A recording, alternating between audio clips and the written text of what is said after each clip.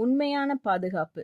கிறிஸ்துவுக்குள் பிரியமானவர்களே, ஒரு பெண்மணி, கர்த்தாவே, இந்த குழந்தை உமக்கே சொந்தம் என்று தன் மகள் பிறந்த நாளில் சொன்னதை நினைவு கூர்கிறார்கள். நம்மையோ அல்லது நம் பிள்ளைகளையோ தேவனிடம் ஒப்பு கொடுக்கிறோம் என்று சொல்லுவது எளிது. ஆனால் அந்த ஒப்பு கொடுத்தலை நாள்தோறும் வாழ்ந்து காட்டுவது பல நேரங்களில் கடினமாகிறது.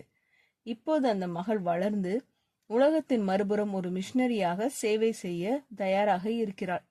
அவளுடைய பாதுகாப்பை பற்றிய கவலை அம்மாவின் மனதை நிரப்புகிறது. சகோதரி நான்சி சொல்கிறார்கள், அப்படியான தருணங்களில் ஒரு உண்மை நம்மை அமைதிப்படுத்துகிறது.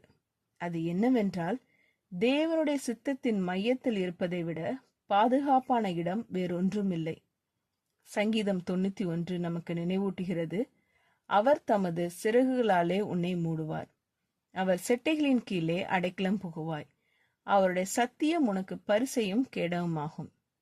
தேவன் நம் பிள்ளைகள் எந்த ஆபத்தையும் சந்திக்கவே மாட்டார்கள் என்று வாக்குறுதி அளிக்கவில்லை. ஆனால் அவரை நேசிப்பவர்களுக்கு அவர் ஒரு உறுதியான அடைக்கலமாக இருப்பார் என்றும் பயத்திலிருந்து அவர்களை காத்துக்கொள்வார் என்றும் அவர் வாக்குறுதி அளித்திருக்கிறார். ஜெபம் செய்வோம்.